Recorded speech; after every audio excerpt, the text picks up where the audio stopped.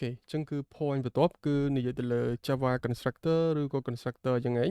នៅក្នុងហ្នឹងគឺ OP concept ណាក៏មានដែរណាក្នុង Python ក្នុង C# ក្នុង C++ PHP ក៏មានដូចគ្នាបាទ constructor គឺជាអីគេបាទគឺជាផ្នែកមួយគឺជា function ពិសេសមួយនិយមន័យវាគឺជា function ពិសេសមួយឲ្យមានឈ្មោះដូច class បើ class ឈ្មោះអីវាឈ្មោះនឹងដែរបាទយើងមើលមកលេយើងដឹងណាអាហ្នឹងងាយស្រួលចាំទេហើយនីតិវាគឺមាននីតិកំណត់តម្លៃឲ្យ object ពេលដែល object កកើតឡើងភ្លាមបាទកកើតឡើងភ្លាមអ្វីដែលយើងបានឃើញនោះគឺបានឃើញហើយនេះខ្ញុំបញ្យល់មិញហ្នឹងគឺចូល concept ហ្នឹងហើយនេះ constructor ណានេះរៀងវានេះបាទ function ពិសេសហ៎ឈ្មោះដូច class បាទតែមើលតទៀតបាទអញ្ចឹងគឺជា function ពិសេសមានឈ្មោះដូច class វាមាននីតិកំណត់តម្លៃឲ្យ object ពេលដែល object កកើតឡើងភ្លាមណា constructor ត្រូវបានបែងចែកជា3ប្រភេទទី1គឺ default constructor default បាទ default មានយើងអត់កំណត់ក៏វាមាន default ដែរបាទហ្នឹងគឺ default វាហើយទី2គឺប្រភេទ constructor with parameter អញ្ចឹងអ្វីដែលវាផ្លែកនោះគឺ parameter ណាបាទហើយនឹងទី3គឺ copy constructor បាទហ្នឹងគឺ concept for constructor ណាបាទអញ្ចឹងបើគ្នាយើងរៀននៅក្នុងសាកលវិទ្យាល័យអាចប្រឡងចេញគេសួរអញ្ចឹងយើងតើយើងឆ្លើយណាឧទាហរណ៍ដូចមានថា constructor ឧទាហរណ៍ constructor មាន parameter អញ្ចឹងទៅបាទអញ្ចឹងយើងសេមកតោះអញ្ចឹងគឺ constructor ហ្នឹងក៏យើងឲ្យ compare មួយ comparison មួយរវាង constructor ហើយនិង method ណាយើងឃើញថាយើងបានឃើញវាហើយអាណា method អានេះគឺ constructor ណាបាទហើយនេះគឺ method method method method នេះ constructor អញ្ចឹងនៅក្នុង Java របស់យើងលក្ខណៈវាណាបាទអញ្ចឹងយើងមាន constructor ហើយនិង method តើវាខុសគ្នាមានអាពីរហ្នឹងបើនិយាយលើឈ្មោះបាទ constructor គឺឈ្មោះវា the same class ហើយដល់ពេលចំពោះ method គឺ any valid name មិនថា name អីក៏បានដែរអាហ្នឹងលើការកំណត់របស់យើងណាប៉ុន្តែដាច់ខាត constructor នេះគឺ the same class អូខេតើតោះជាមួយនឹង feature return type បើលក្ខណៈអំពី return type constructor របស់យើងគឺ none អត់មានទាំងអស់សូម្បីតែ void right សូម្បីតែ void ហើយអត់មាន type ទេណា public ឈ្មោះហ្មងតែនេះវាមានទេ public ហើយមាន type in type void អញ្ចឹង constructor អត់មាន type ទេ none សូម្បីតែ void បាទហើយចំពោះ method គឺវាត្រូវមាន type ណា type void type in type string type អីចឹងទៅណា generate ផ្សេងៗទៅអញ្ចឹងវាមានខុសគ្នាពីហ្នឹងណាបាទពេលណាដែលយើងប្រើប្រាស់វាណាបាទពេលណាដែលយើង call វាអញ្ចឹងចំពោះ constructor វា automatically នៅពេលដែលយើង creation object ដែលខ្ញុំនិយាយមុនណានៅពេលដែលយើងបង្កើត object វា call auto ហ្មងតែអត់ create object វា call ហ្មងណាអញ្ចឹងវាចេះ map ថាយើង call ទៅកាន់មួយណាព្រោះយើងមាន3ប្រភេទវាមាន default មាន para មាន copy អញ្ចឹងពេលបង្កើត object ភ្លាម call ទៅហ្មងណាហើយចំពោះ method យើង call ពេលណា call manually by developer ណាបាទ developer យើងអភិវឌ្ឍកម្មវិធីចង់ call ពេលណាយើង call ទៅចេញពី class មួយណាយើង call manual ណាតែនេះវា automatically នៅពេលដែល object creation គោលបំណងវាណាគោលបំណងវាគឺចំពោះ constructor គឺ initial object បាទគឺយើងចង់ផ្ដល់តម្លៃដំបូងឲ្យ object ហ្នឹងបាទហើយចំពោះ method គោលបំណងរបស់យើងគឺចង់ធ្វើ action ឬក៏ operation លើការងារណាមួយហ្នឹងទៅតែណា just manual calling តាមរយៈ developer អញ្ចឹងណាចានេះគឺភាពខុសគ្នារវាង constructor ហើយនិង method ណាបាទ method អញ្ចឹងសរុបមកគឺ constructor មានឈ្មោះដូចខ្លះហើយអត់មាន return type ទេ automatically call នៅពេលដែល object creation ហើយគោលបំណងគឺ initial object បាទ value នៅពេលយើងបង្កើតបាទពេល method គឺឈ្មោះអីក៏បានមាន type ហើយ call អ្វីដែលយើងចង់ call អញ្ចឹងណា call តាមតម្រូវការហើយសម្រាប់ធ្វើការងារអ្វីមួយអញ្ចឹងទៅអូខេតោះអូខេអញ្ចឹងគឺ constructor របស់យើងឧទាហរណ៍ណាបាទឧទាហរណ៍នេះយល់ទេយើងបាទអញ្ចឹងឧទាហរណ៍តហើយគឺយើងមាន class brand មួយដែលយើង apply ទៅលើ constructor ណាបាទអញ្ចឹង data member របស់យើងជា private ដូចគ្នាបាទមាន ID name code description from country ហើយអានេះគេហៅថារូបរាង default constructor អូខេគឺ brand បាទ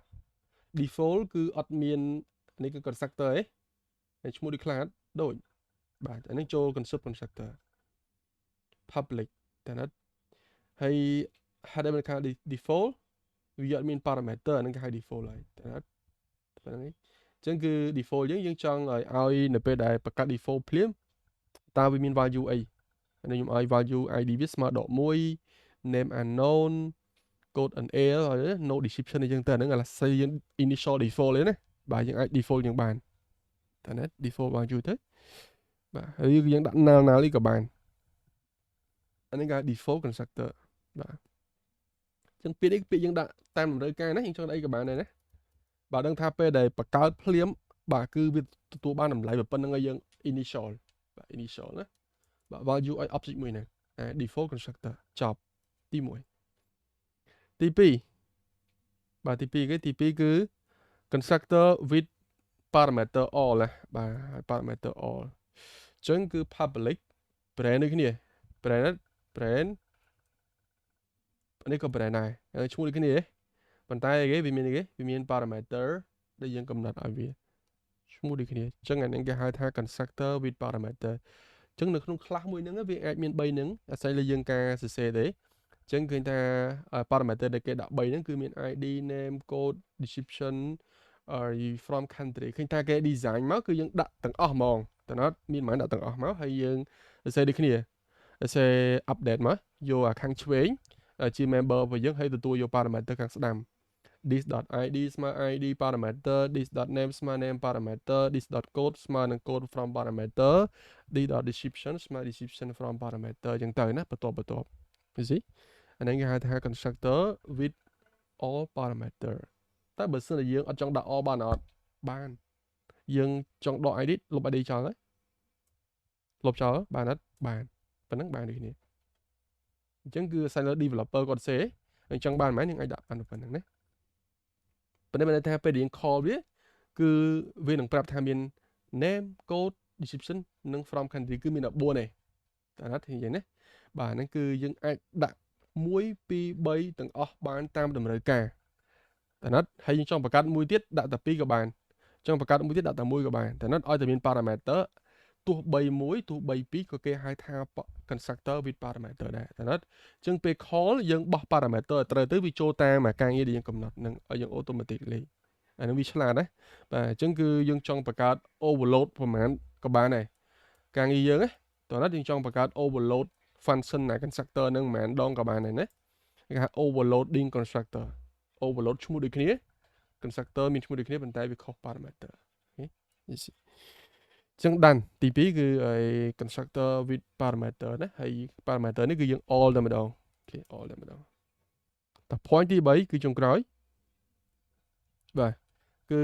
គេហៅថា constructor អីគេនេះយើងបាទ constructor បាទ copy បាទ copy ហើយវិធីវាគឺវាមាន parameter ជា object ខ្លួនឯងណាជា object បាទរបស់current class ហ្នឹងគេ design អញ្ចឹងណាអានេះហៅគេ class name បាទ class name វាអាចថាជា type មួយដែរបើយើងនិយាយមើលទៅជា type នេះគឺជា variable អញ្ចឹងណាជា variable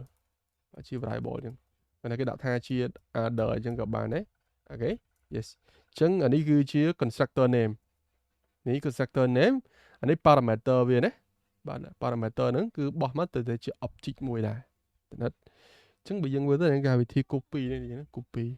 អញ្ចឹងពេលយើងផាសមកមិនផាស ID មិនផាសគេមិនផាស ID មិនផាស name មិនផាស gender ណាបាទផាសមកគឺតម្រងវារៀងប្លែកពីគេណាបាទផាសមកគឺផាសជា object នៃ brand បើយើងមើលណាព្រោះនេះវាកំណត់លក្ខណៈឲ្យថាវាជា brand អញ្ចឹងបោះមកទៅជារបស់ដែល brand កើតឡើងអញ្ចឹងបើយើងមើលទៅហើយគេហៅថាវិធីហ្នឹងគឺ clone មក clone នោះគឺ copy អញ្ចឹងវាពលាណាID ស្មើ ID name ស្មើ name បាទ code ស្មើ code description ស្មើ description from country ស្មើ from current country បាទ this នេះគឺជាខាងឆ្វេងណាគឺ object data member របស់យើង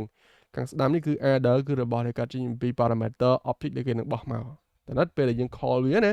អូខេអញ្ចឹងគឺប៉ុណ្្នឹងអញ្ចឹង3ហ្នឹងគេហៅថា constructor របស់យើងណាបាទនៅក្នុង OOP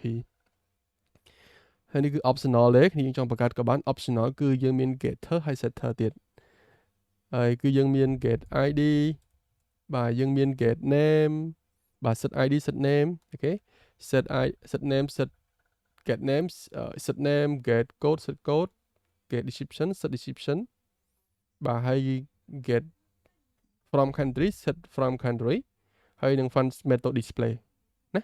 display គឺយើងឲ្យ print នៅនឹងចេញវិញមក brand string បាទបន្តគ្នាអញ្ចឹងឧទាហរណ៍ណាបាទជា line តែមួយត string នេះអូខេបាទប៉ុណ្ណឹងអូខេចុងបញ្ចប់គឺយើងឲ្យ testing ជាមួយនឹងធ្វើការងារគឺបាទ creation នៅ implement នៅឧទាហរណ៍ទាំង3ហ្នឹងណាបាទអញ្ចឹងក្នុង main របស់យើងគឺយើងឧទាហរណ៍ទី1អំពីថាតើវាចូល default constructor អត់នេះចូលនេះតើណា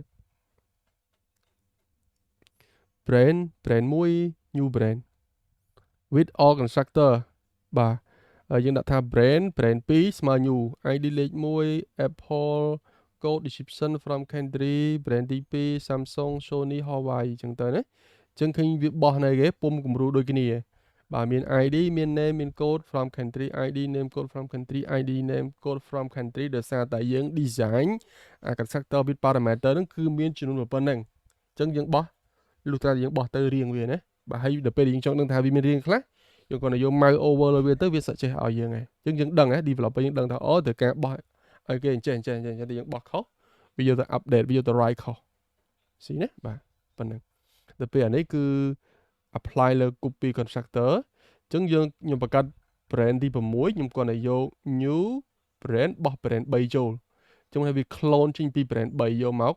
copy បញ្ចូលអញ្ចឹង brand ទី6រូបរាងគឺស្មើនឹង brand ទី3យល់អត់អានេះគេហៅថា copy constructor នេះវិធីវាណាគេ apply ហ៎បោះតែ object ចូលទេណា object ចូលវា clone យកមកដោយសារ function នៅក្នុង constructor យើងវាចេះបបែកចូលតាមមួយណាវា update ចូលតាម key ហ្នឹងហ្មងអញ្ចឹងគេហៅ copy constructor brand ទី3ចូល brand 6អញ្ចឹង brand 3ហ្នឹងគឺ brand Samsung អញ្ចឹងអា6នេះទទួលបានដូចគ្នាអញ្ចឹងយើង display all មកគឺខ្ញុំដាក់ថា display all record អញ្ចឹងយកអាទាំងអស់ display ទៅឃើញបាទអញ្ចឹងអាទី1បានអីគេអាទី1គឺបាន initial តោះនេះយើងបាន initial គឺ default វាស្មើ11 unknown នេះហ្នឹងបាទគឺនឹងឯងតើណានេះបានយើងសរសេរនៅក្នុងនេះបាទហើយអាទី2បាន Apple ទី3បាន Samsung ទី4បាន Sony ទី5បាន Huawei ទី5បាន Huawei ទី6បានដូចទី3ដែរបាទអញ្ចឹងទី3នោះគឺឈ្មោះ Samsung តើណាបាទនេះគឺកូដដែលយើង demo ណាតោះអញ្ចឹងយើងឲ្យសាកទៅឧទាហរណ៍វាណាបាទឧទាហរណ៍គ្នាយើងមើលហើយខ្ញុំបញ្យល់យើងអាច practice តាមនឹងបានណាអូខេបាទអញ្ចឹងគឺ constructor អញ្ចឹងសរុបមកបាទ constructor នៅក្នុង OOP គឺមាន3តួនាទីវាគឺមានតួនាទីកំណត់តម្លៃ object នៅពេលដែល object ក៏កាត់ឡើងភ្លាមអូខេបាទអញ្ចឹងពេលយើងរៀនមកដល់ constructor នេះគឺឃើញថាវិធីផ្ដល់តម្លៃ object យើងគឺមានច្រើនតាម constructor ក៏បានតាម function អីគេ setter ក៏បានតើណាយើងណា setter getter ក៏បានហើយតាម input អីចឹងក៏បានដែរតែដល់ជាងវិធី assign ឲ្យ value វិញហ្នឹងគឺមានច្រើនតម្រងមានតាម constructor មានតាម default មានតាម parameter មានតាម copy មានតាម method ដែលយើង set customize អូខេហ្នឹង constructor ណាយើងណាអូខេ